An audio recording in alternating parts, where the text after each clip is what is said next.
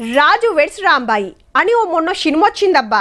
Government job ఉన్నోనికే నా బిడ్డనిస్తా అని అయ్య జిజ్జు చేస్తాడు.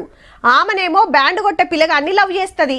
ఆఖరికాల లగ్గానికి అయ్యో ఒప్పుకున్నట్టే చేస్తాడు గాని మనసున పట్టక హెచ్ఐవి నెత్తురెక్కిస్తాడు బిడ్డకు. అప్పట్లా ఓ ఊర్లో జరిగిందే సినిమాగా తీస్తే ఖత్తర్నా కాడింది, గద్దర్ అవార్డులు కొట్టేసింది. ఇప్పుడు బయట ఏం జరిగిందంటే, అరే నువ్వు మనిషివా? గా సినిమాలో ఏం కన్నవారా? నీకు ఎయిడ్స్ ఉందని ఆడవిల్ల జీవితం ఆగం చేస్తావురా బడవే.